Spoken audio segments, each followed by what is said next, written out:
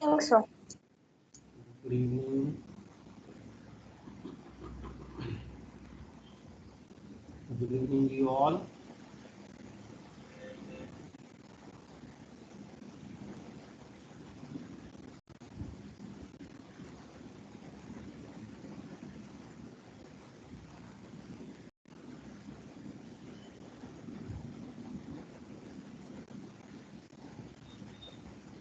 Whiteboard is visible.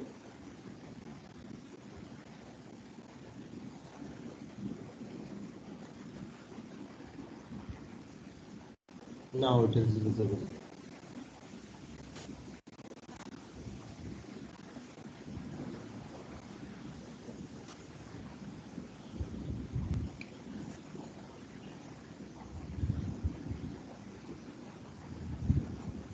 Whiteboard is visible now.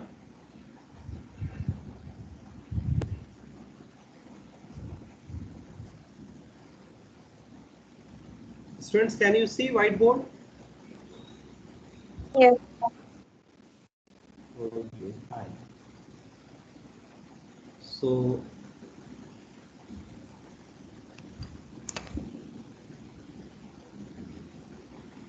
yesterday we started discussing about the periodic properties. Fine. So before this periodic properties, periodic classification was over. So we discussed about different classification of elements, and now it is second half of this chapter, that is periodic properties.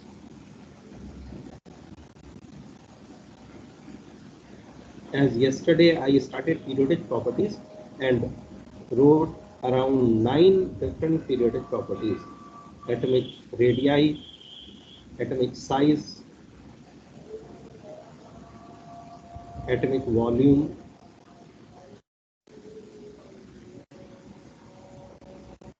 ionic size, ionic radii, ionic volume, covalent radii,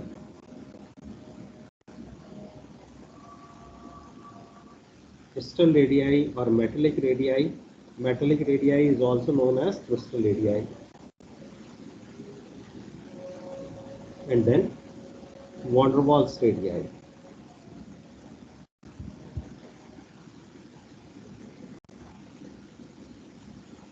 So yesterday we discussed about these 9 periodic properties. As I told you, this is one-dimensional. This radii is also one-dimensional. All radii are only one-dimensional, and size will always be two-dimensional, and volume will always be three-dimensional. So that's the point therein. So atomic radii, size and volume need not to explain what this is. Ionic size, ionic radii, ionic volume also is not required to explain. Covalent radii, I already explained you. Average of the distance between the nuclei of the distance between the nuclei of two covalently bonded atoms is called covalent radii. Is called covalent radii. And average of the distance between the two physically bonded atoms. Average of the distance between the nuclei of two physically bonded atoms is called van der Waals radii. Van der Waals force of attraction, is the weakest force of attraction, and the covalent force of attraction is the strongest one. So in covalent, atoms will be most closest. In covalent, atoms will be most closest. In covalent, atoms will be most. In covalent, atoms will be most closest, and in van der Waals radii, atom will be most distant. So what next is radii, average of the covalent radii or metallic radii or crystal radii. This is the average of the distance between the nuclei of two neighboring atoms in a metal, or you can say in a crystal lattice. So average of the distance between the nuclei of two neighboring atoms in a crystal lattice is called crystal radii. or metallic radii, crystal or metallic. So now we'll see these 9 points are over. Now we will see the next 2 points on the basis of which we will be deciding all these periodic properties.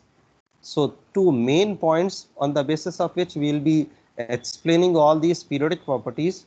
So what these basic points are: one is effective nuclear charge, one is effective nuclear, and second will be screening or shielding effect. Screening or shielding effect. Screening or shielding effect. So now see what effective nuclear charge or ENC is. See, this is nucleus and 1, 2, 3, 4, 5, any number of shells you can take. This nucleus comprised of protons, this nucleus comprised of protons, and in shell electrons are there. So between them there will be attraction.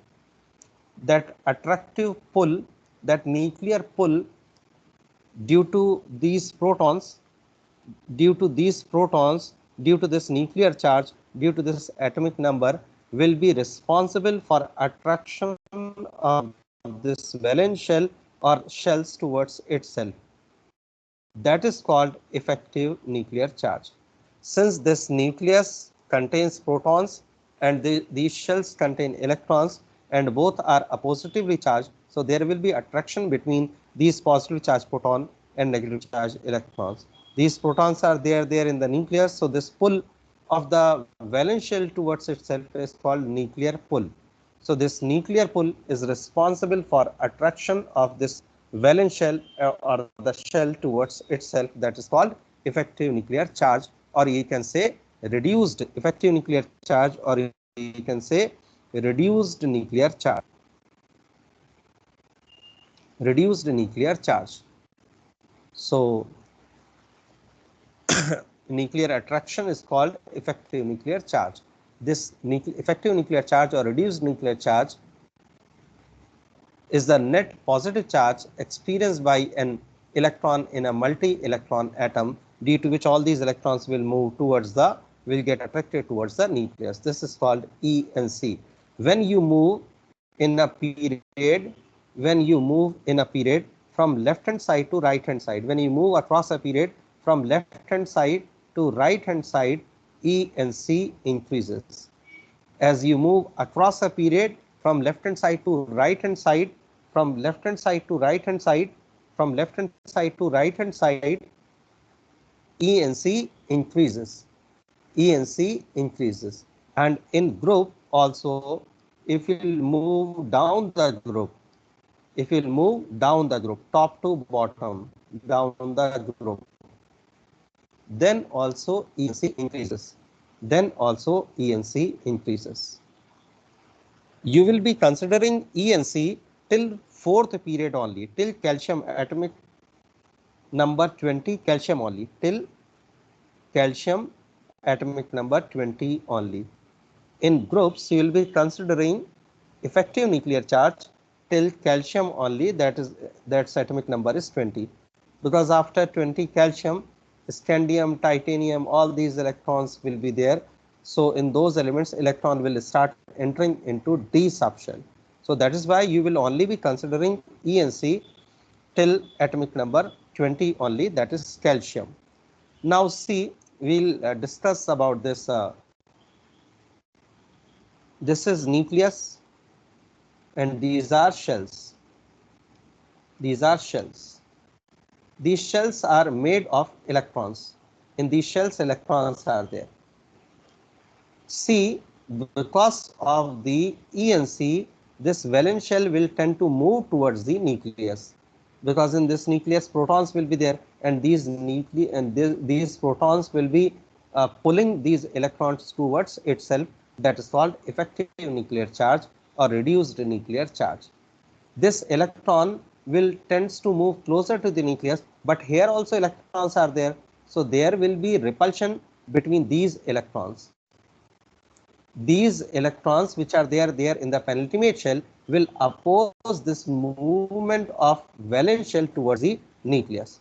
So since here electrons and there also electrons, so both are similarly charged, so between them there will be repulsion. This is ENC, valence shell tends to come closer to the nucleus, and the electrons which are there in the penultimate shell will oppose this movement, this shrinking of the valence shell towards the nucleus, and will push this valence shell outward. This pushing of this valence shell by this penultimate shell is called screening, or shielding effect. Screening or shielding effect. Screening or shielding effect. This valence shell is pushed by the penultimate shell, due to which this valence shell won't be able to move towards the nucleus. So this pushing outward of this valence shell by the penultimate shell is called screening effect or shielding effect. So these are two opposing forces. These are two opposing forces. These are two opposing forces. See, this is nucleus and these are shells. These are shells.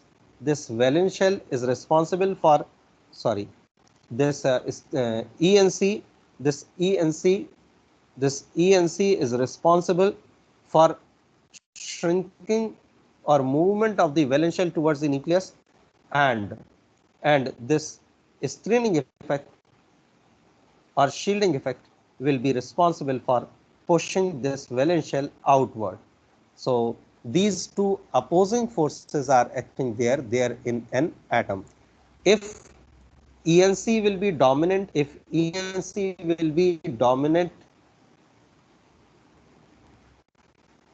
then this valence shell move towards the nucleus. And if shielding effect or screening effect is dominant, then this valence shell will be pushed outward. So are two opposing forces, and whatever abnormality or whatever consequences they are there in the properties of the elements are there, it will be because of these two factors only. So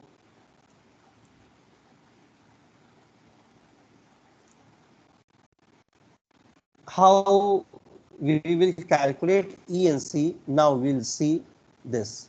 Before we talk about the calculation of ENC, we'll discuss one very small point, that is core charge. That is core charge. What core charge is? Core charge means the charge there in the atom other than valence shell. So effective nuclear charge, core charge means effective nuclear charge, or you can say number of protons minus non-valence electrons. Non-valence electrons. Valence electron is the last electron. These electrons are valence, so other than these valence electron are called non-valence electrons. So ENC, or number of protons minus non-valence electrons, that is called core charge. That is called core charge. So ENC is also known as core charge. Now we'll see the method to calculate. We'll see the method to calculate effective nuclear charge.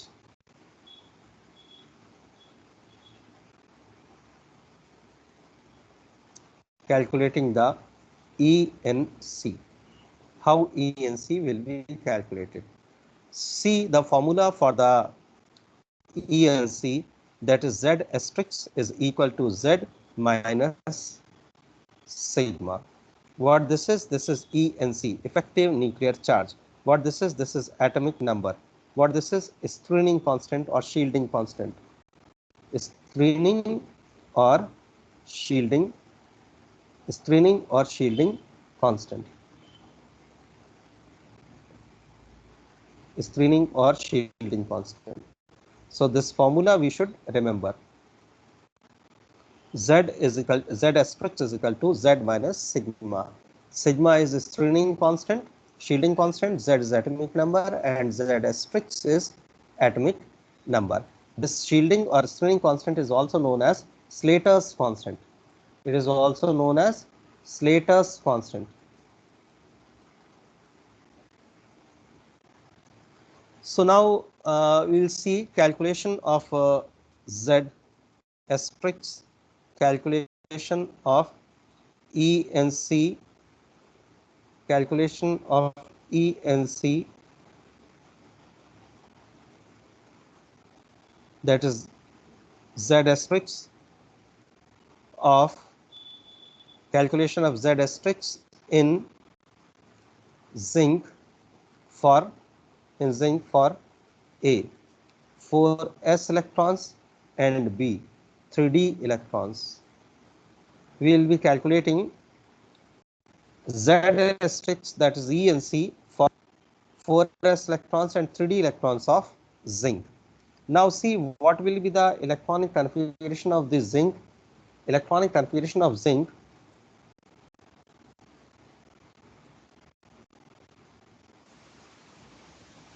Electronic configuration of zinc. First we will write electronic configuration of zinc, that is 1s2, 2s2, 2p6, 3s2, 3p6, 4s2, 3d10. So instead of writing like this, we will write this is according to above principle, and we know that what is the configuration of this zinc,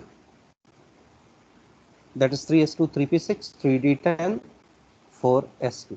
C 2, 4, 10, 18, sorry, 2, 4, 10, 12, 18, 28, and 30. Zinc is having atomic number 30 now, so its electronic configuration will be like this. Its electronic configuration will be like this. So zinc atomic number is 30, so its electronic configuration will be like this. So we will be writing ENC or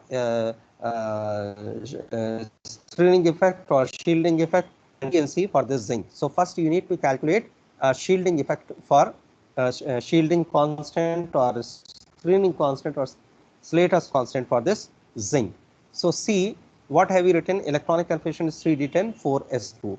Now see how you will be calculating Slater's constant or screening constant. See how many electrons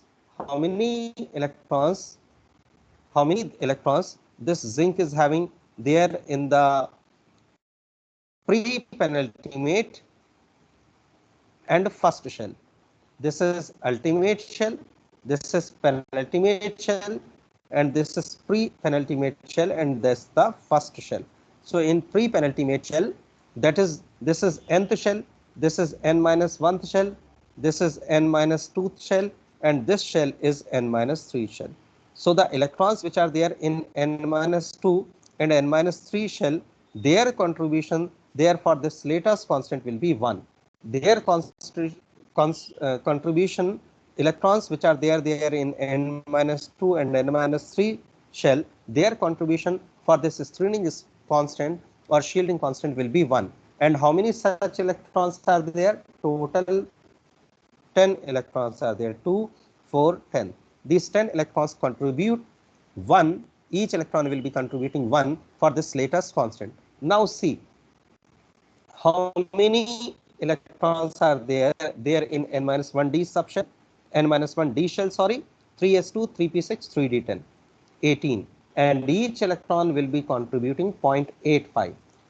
Electron which is there in the n minus 2 and n minus 3 subshell will contribute 1 for this Slater's constant, and the electrons which are there in the n minus 1 shell each electron will be contributing 0.85 towards this Slater's constant. So 18 electrons are there in the n minus 1 shell. So 18 into 0.85. Now see in 4s how many electrons are there? 2 electrons are there. What contribution this electron which is there in the nth shell will be having towards this screening constant, shielding constant? 0.35. How much contribution it will be having? 0.35. And 2 electrons are there, leave 1 electron and consider the rest. So after leaving one electron from this 4s subshell, how many more electrons are there? One more electron is there. If we'll add them, this is 10 and this will be just you have to calculate total, all this together will be 25.65. 25.65. This 10 into 1 plus 18 into 8.85 plus 1 into 0.35 is 25.65. Now we have got this Slater's constant. This Slater's constant value is there. That is 25.65. So what we will be doing? What your formula is? Z aspects is equal to Z minus sigma. Z for this zinc is atomic number of zinc is 30 minus Slater's constant, that is sigma, is 25.65, that you have calculated here. So what you will be getting after this all? 4.35. So for 4s electron, this first electron, 4s electron, what will be the effective nuclear charge? 4.35 will be the effective nuclear charge. So that will be coulombs or electron volt. What? This is effective So this nuclear charge. effective. This is effective. This is tendency. This is effective. This is tendency. It is not nuclear charge. It is effective nuclear charge. Means tendency of the nucleus to attract this valence shell towards itself, that will be 4.35. So it's not having any unit. It's the effective nuclear charge. It is the relative measure of this charge. Fine. Sir, so just what can be the general formula? General for this constant, sir? This general formula is here na, Z aspects is equal to Z minus sigma. This is ENC, this is Slater's constant, and this one is atomic number. Then how you will calculate this sigma? To calculate sigma, nth electron will be having 0.35 contribution, and n minus 1 electron will be having, that is penultimate electron will be having 0.85 contribution, and this n minus 2 and n minus 3, that is pre-penultimate and before that shell, that is n minus third shell, that will be contributing 1 for this towards this sigma. So how many electrons are there in n minus 2 and n minus 3 shell? 10. So that's why we have written 10 into 1. Now see, in the n minus 1 shell, how many electrons are there? 18. So 18 into 0.85. And in this valence shell, how many electrons are there other than leaving one group, one electron alone? Then rest will be 1 only. So 1 into 0.35. If you'll add up this all, what you will get? You will get 25.65. This value you will be placing here instead of sigma. So and will be subtracted from this Z atomic number. So you will get 4.35. So this is the method. This is the general formula to calculate the value of sigma, that is Slater's constant. And this was for 4s. This was for 4s. This is for 4s. Now we'll do the second part of this question, that is for 3d electrons. For 3d electrons, how it will be calculated, that we will see here. For 3d electrons, see what was the electronic configuration of this zinc. Zinc was 1s2, that 1s2 was n minus third shell, and then 2s2 2p6, that is n minus 2 shell, and then 3s2 3p6 3d10, that is n minus 1th shell, and 4s2 is 4s2 is 4s2 is 4s2 is nth shell. 4s2 is nth shell. So see here, other than these d electrons, how many electrons total are there? 2, 10 and 18. How many total electrons are there? 18. Other than this 3d electrons, just other than 3d electrons, how many total electrons are there? Total electrons are 18. total electrons are 18 other than 3D electrons, because we have to calculate sigma value for 3D electrons now. So sigma, how you calculate sigma now? Sigma will be equal to 18 into 1. 18 into 1. Then plus, in 3D, how many electrons are there? 10. So leave 1 electron. So rest will be 9. So you'll be considering for 9 electrons only, and that will be 0.35. Last shell is 3D. Fourth s electrons you won't be considering. Why? Because they have not asked you anything about 4s. They have asked about the 3D electrons only. And before 3D, how many electrons are there? 18 electrons are there. That's why you have written 18 into 1. And what about the D electron? Total you will be taking 9 electrons, 1 electron you will be leaving. So that electron will be having that screening effect now, so that 1 electron is missing. So 9 into 0.35. If we'll simplify this 18 into 1 and 9 into 0.35, what you will get? You will get 21.15. So if you will place this value here in Z minus sigma, Z is 30 and sigma is 21.15. 21.15, then what value you will be getting? 8.85. What does it means? See, 1, 2, 3, 4. This electron, these electrons will be having 4s electrons. 4s electron will be having 4.35 screening ENC, sorry, and this 3D electron is having 8.85 ENC, 8.85 ENC, which is having greater ENC 3D. So we'll move towards this nucleus more powerfully than this 4s electron. We know 3D is more closer to the nucleus now, so we'll be moving more efficiently towards the nucleus than this 4s electron. Why? Because its ENC, effective nuclear charge, is greater than this 4s electron. How we can say? After calculating this all, you can say that it is having 8.85 and this 4s electron is having 3.35. That is why this electron will be more powerfully attracted towards the nucleus than this 4s electron. Is this okay?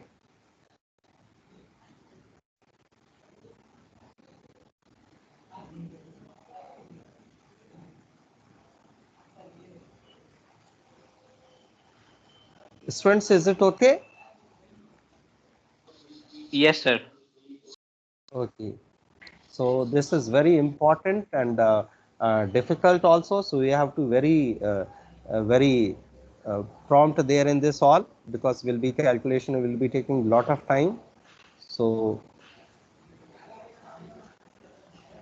Sir, here penultimate means outermost shell, no, sir? penalty means second last. Ultimate is the last one.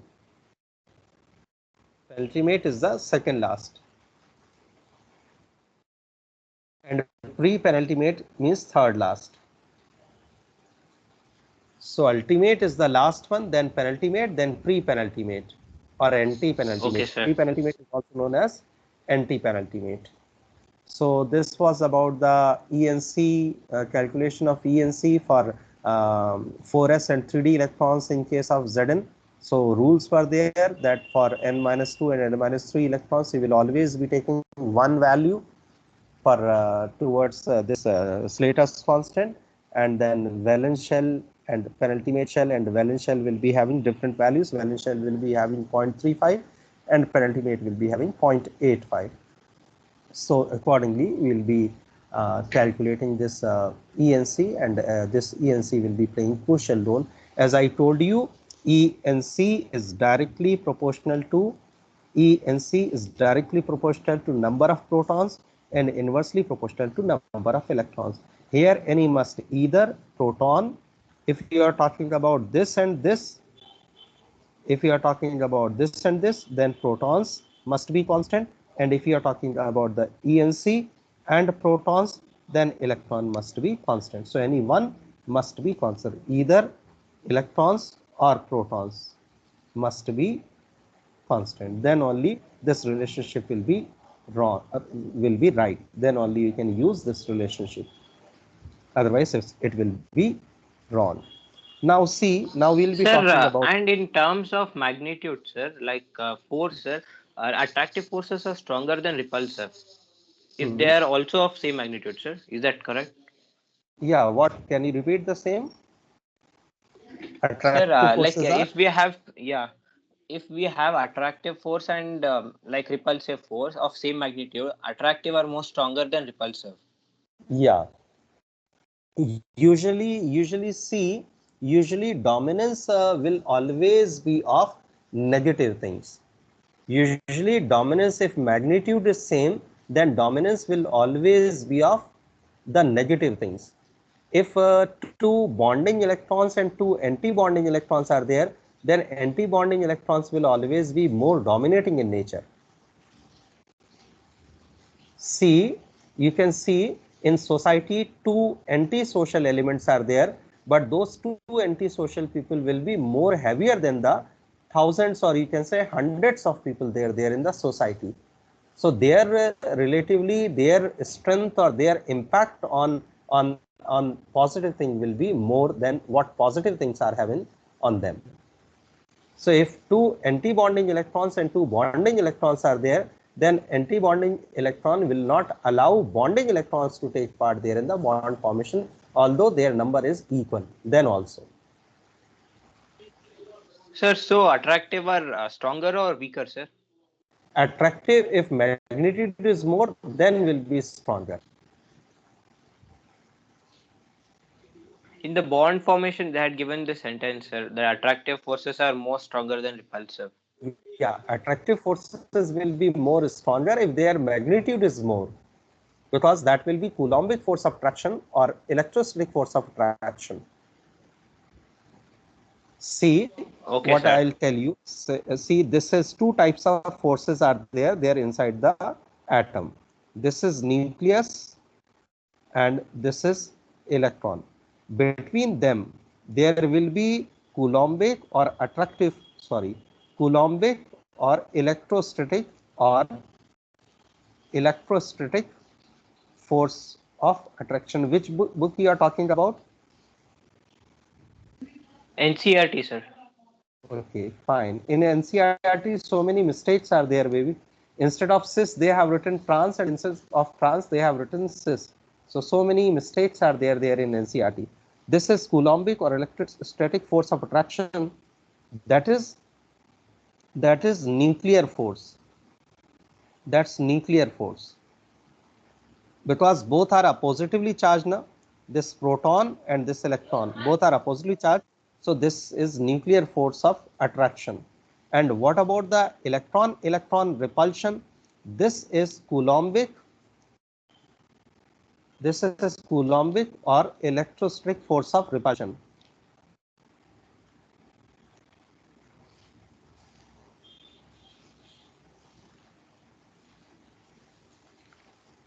So if this force will be stronger, then only an atom can exist now.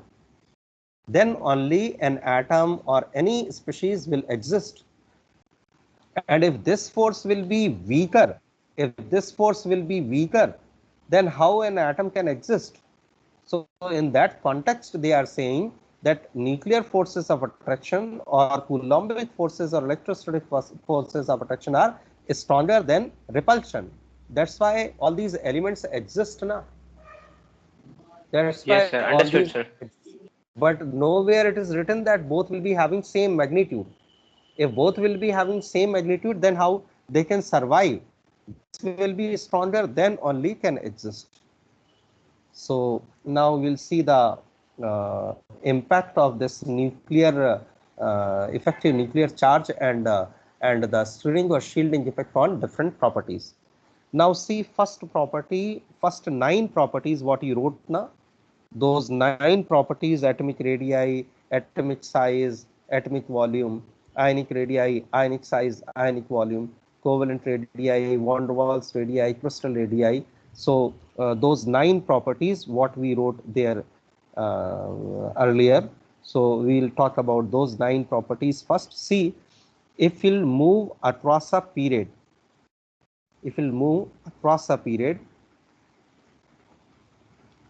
from left hand side to right hand side, from left hand to right hand side, from left hand to right hand side, number of shells remains constant. Number of shells remains constant. Number of shells remains constant because period is same na. Number of shells remains constant because period is same na. But the number of valence electrons and protons regularly changes. Number of a positively charged particle increases regularly. Number of a positively charged particles increases regularly. Since there is a regular increase in a positively charged particles, so attraction between them also increases. That means ENC increases. Listen once again, when we move across a period from left hand side to right hand side, number of shells remains constant, but the number of oppositely charged particles increases regularly, due to which ENC increases. And what about these 9 properties? These 9 properties decreases. Magnitude of these 9 properties, that is atomic radii, atomic size, atomic volume, covalent radii, van der Waals radii, crystal radii, and ionic radii, ionic size, ionic volume decreases because there is increase in ENC on moving across a period from left hand side to right hand side. Fine. Which is the, if you talk about these 9 points of size, which is the smallest atom? The smallest atom is hydrogen. The smallest element is hydrogen. Which is the second smallest element? Second smallest atom? Helium or lithium? Which element is the second smallest atom?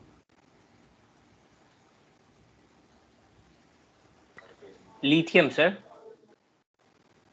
No. Second smallest atom, hydrogen, is the smallest, and second smallest is fluorine. See, hydrogen, helium, lithium, beryllium, boron, carbon, nitrogen, oxygen, none of them are smaller than fluorine. Fluorine is the smallest one, second smallest atom. After hydrogen, second smallest atom is fluorine. Fine. Third is oxygen, then nitrogen. Why, sir? Because of this abnormal behavior of fluorine, because of this extremely small size of fluorine, there was late discovery of fluorine. Fluorine was discovered very late now. So what was the reason? Because of its abnormally small size. This was the reason. That is why fluorine discovered so late. That is why fluorine is so reactive, because it's a very high electronegativity. So fluorine is the second smallest atom. Fine. So hydrogen is the smallest one. Second smallest is fluorine. Now see, as I told you, when you move across a period from left hand side to right hand side, atomic size decreases. Not only atomic size decreases, but all 9 properties which you wrote earlier decreases with the increase in ENC, because ENC increases now. Already I told you, you are asking me why, because ENC increases now. So fluorine is having very high effective nuclear charge, so that is why it is so extremely small in size. So ENC increases across a period. Now see, if we'll move down the group,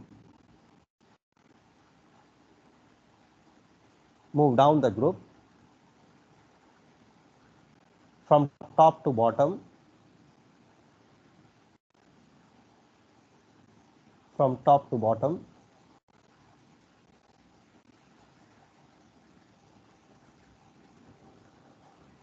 number of shell, first element will be having 1, second element will be having 2, third period element will be having 3, 4, 5, like this will keep on increasing.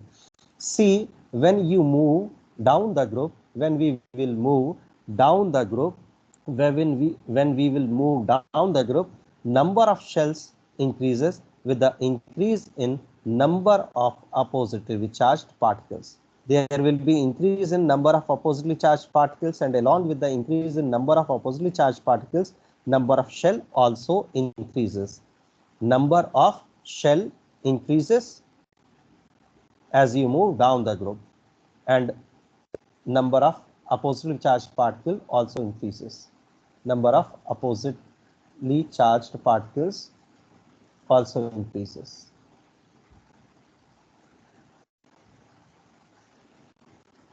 Also increases,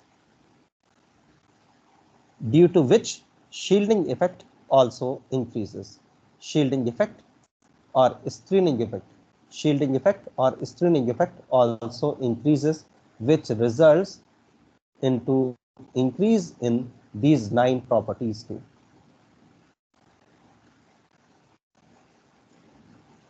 When you move down the group with the increase in number of shells, number of oppositely charged particle also increases, which results in the increase in screening effect or shielding effect, due to which there will be increase in all these 9 properties. So these 9 properties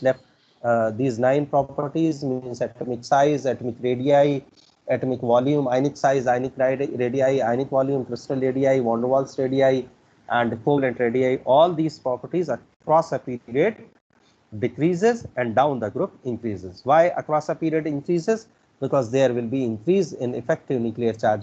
Why down the group decreases? These 9 why these 9 properties increases across a period down the group?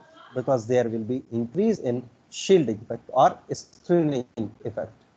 So that is why these 9 properties increases down the group, and across a period these 9 properties decreases. Sir, Is does it this okay? screening effect help in removal of electron from the outermost shell? See, in bigger nuclei, in bigger atoms, electron will be lost easily enough. Why? Because their ENC won't be that much efficient. Then only electrons can be lost easily. Means screening effect or shielding effect will be more dominating their ENC than ENC. That is why it can be lost easily. Okay, sir. Sir, like if we go down the group, no, sir, like in the higher elements of 6th or 7th period, does this exist, sir? Like shielding effect exists? Yes, shielding effect after 4th period. After 4th period, see, this is your periodic table. This is your periodic table. This is your periodic table, first period, second period, third period. From 4th period, D block will start. So from 4th period onwards, that is 5th period, 6th period, 7th period, then shielding, ENC will become ineffective. We won't be considering ENC. Shielding effect or screening effect will become more prominent. After 3rd period, exactly, it is not 3rd period, after calcium 20, that is there in the 4th period now, but not, you can't say 4th period, because potassium and calcium will also be there in the 4th period. So after calcium 20, electrons will start entering. See, after calcium 20, electrons will start entering into penultimate D subshell, scandium, then titanium D2, vanadium D3, chromium D5. So when these electrons will start entering, D electrons will start entering into this, new electrons will start entering into this D subshell, then these electrons will push this valence shell outward now. That is what screening effect or shielding effect is. So till 20, there is no screening effect or shielding effect. But after 20, atomic number 20, there will be screening effect or shielding effect, and that will be more prominent than nuclear charge, effective nuclear charge or core charge.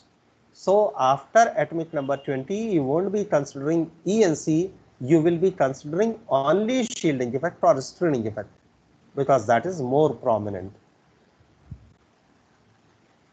Fine. Forget about Okay, 6 sir. and 7. Yes, sir. Even after calcium 20, that will be more prominent. So this is all about the 9 properties, their trend there in period and in group, how in down the groups, or how in across a period there will be change in all these 9 properties. See,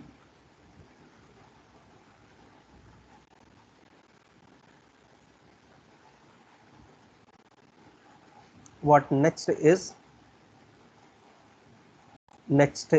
after these 9 properties,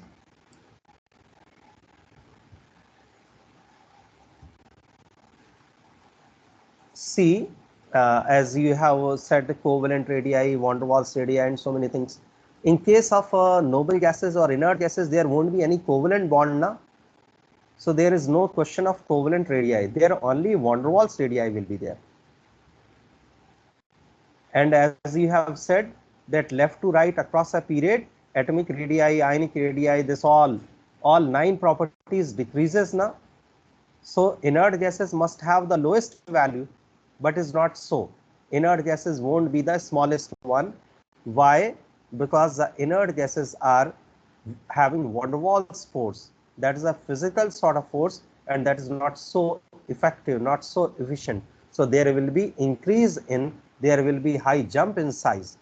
Fluorine is 72 picometer and neon will be 160 picometer. Fluorine will be 72 picometer and neon will be 160 picometer. So this is about the van der Waals radii. This is about the van der Waals radii of inert gases. So there will be very high jump in the van der Waals radii of inert gases, because there won't be possibility of any van der Waals any covalent radii, because inert gases can't form covalent bond. They are already having a stable octet configuration, so they will only be forming physical bond, that is van der Waals force of attraction. So the size of the fluorine is 72 picometer and the size of neon is 160 picometer. So see, just more than double of the size of the fluorine neon is having. Now see, here, after discussing about these nine properties, now we'll discuss about the bond length for heteroatomic molecule. Bond length for heteroatomic molecule.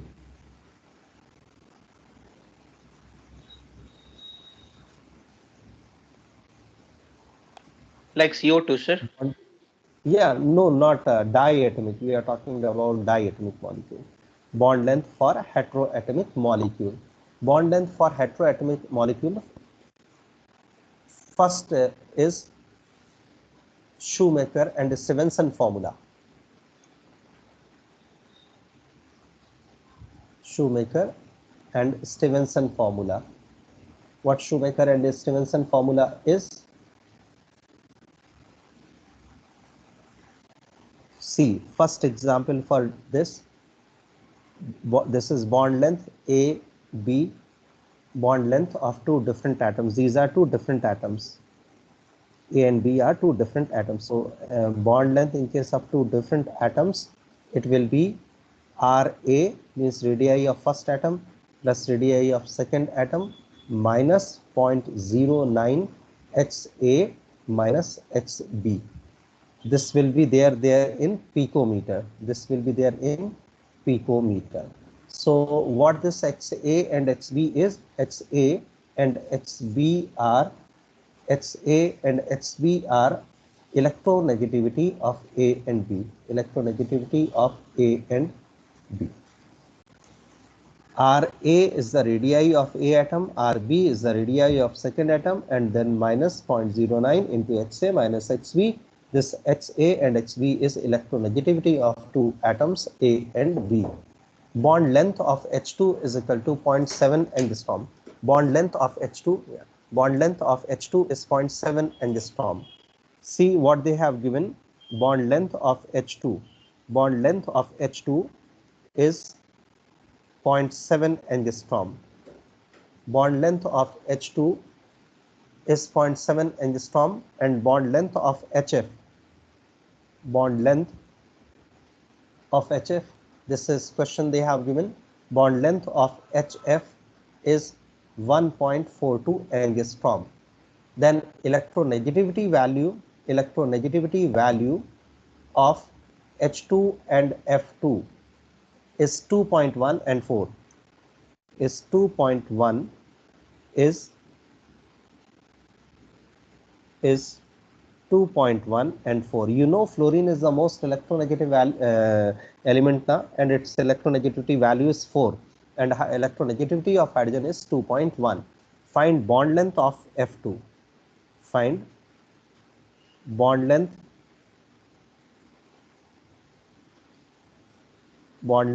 of F2. See DHH bond length. DHH bond length. DHH means bond length of hydrogen. DHH, that is bond length of hydrogen, that is equal to twice covalent radii of hydrogen atom.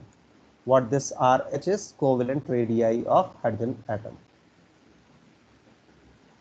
Covalent radii of hydrogen atom. And what they have given, this bond length of HF, sorry, I have written here H, this will be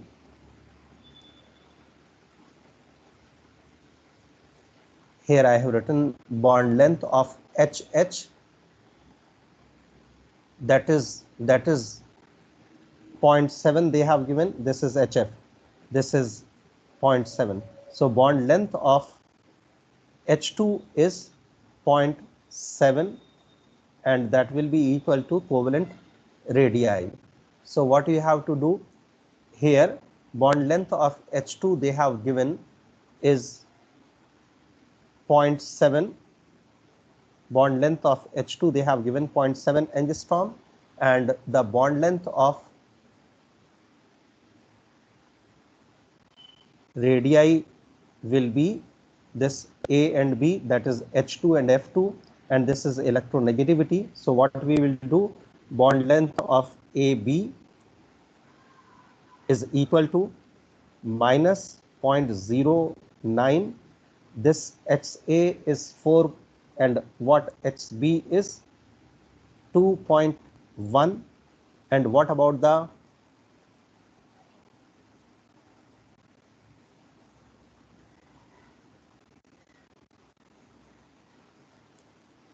this formula is D A minus B, that is HF, you can say, that is what, that is HF only.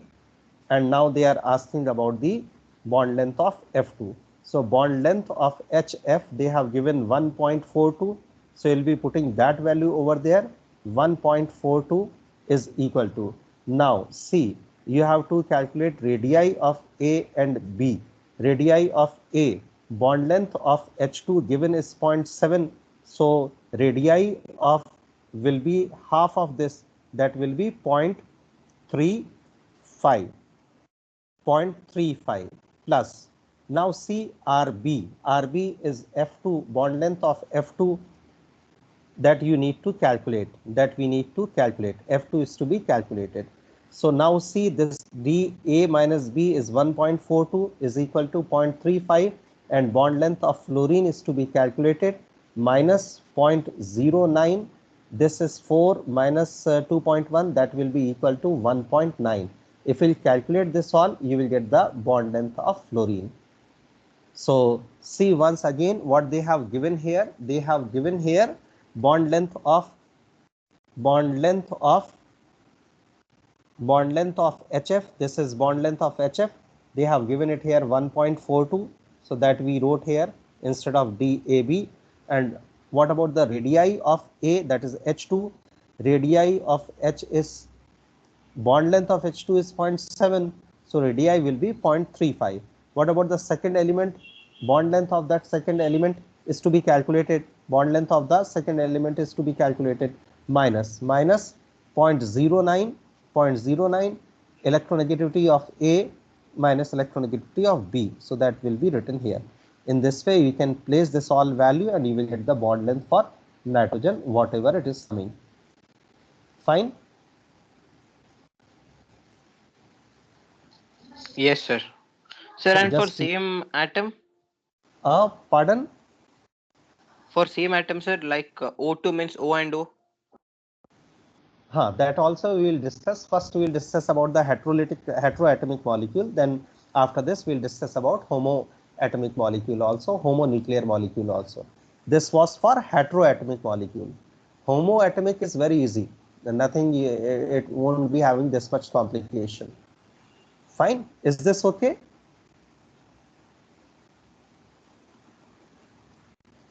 Just we have to remember this formula. Bond length of AB will be equal to radii of one atom, radii of second atom minus 0.09 into electronegativity of one atom minus electronegativity of second atom. Just place the value and accordingly you will get the rest. Everything they have given and just asked you to find out the bond length of F2. Radii, how can be radii calculated? Radii, just you have to divide bond length by 2. You have to divide bond length by 2, you will get the radii of the atom. So that is what I have done. Bond length of H2 is 0.7 and that 0.7 is divided by 2 and then F2 is to be calculated. Then in this way you will get the because here radii was there, so this also you will get the radii and rest everything. So in this way you can get the, now this was for the heteroatomic molecule. Now we'll see the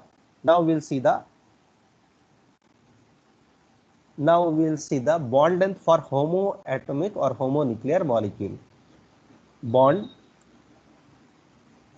length for homoatomic or homonuclear molecule. In that case, nothing you need to do. Why? Because it is homonuclear, na? So in case of homonuclear, bond length here A and B same atoms, A and B same atoms as OO or NN or whatever else it is.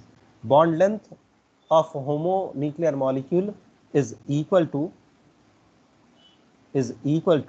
bond length of homonuclear molecule is equal to radii of two same atoms. That's all.